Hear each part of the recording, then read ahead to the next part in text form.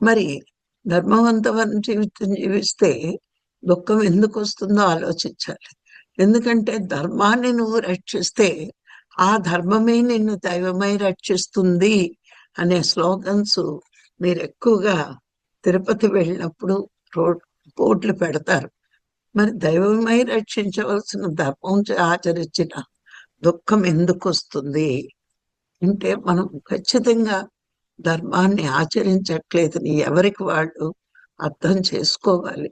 మన జీవితంలో దుఃఖం ఉంది అంటే నేను ఇంకా ధర్మవంతమైన జీవితం జీవించలేదు అని ఎవరికి వాళ్ళు తెలుసుకోవాల్సిన విషయం.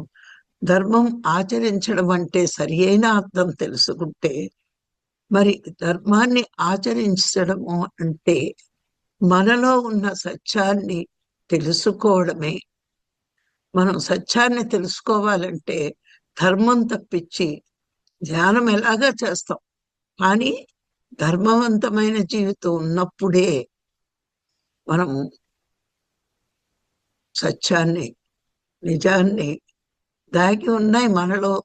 నిజమంటే జీవితం మనం జీవితంలో జీవించే విధానం అయితే, ధర్మము అంటే మన స్వభావం అయిపోవాలి. అది ఇంక రెండోది ఉండకూడదు.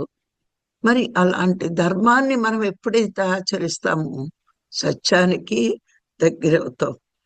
అది మన జీవించే కళ. ధర్మము అంటే ఒకళ్ళు చెప్తే కొత్తగా పెట్టుకున్నది ఏం కాదు, మన జీవన విధానం.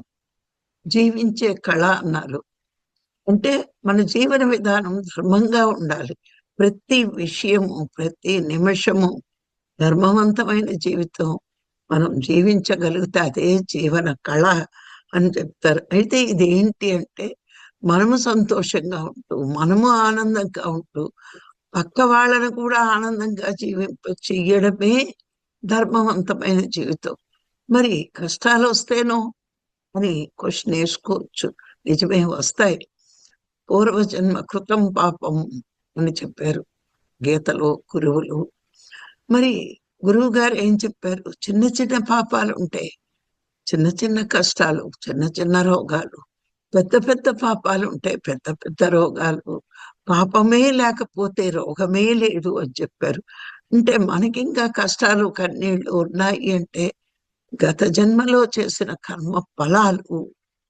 ఎన్ని కష్టాలు వచ్చినా నేను ధర్మంగానే జీవించాలి అని మరి నిర్ణయం తీసుకుంటే ఆ కష్టాలను కూడా మనం అధిగమించవచ్చు.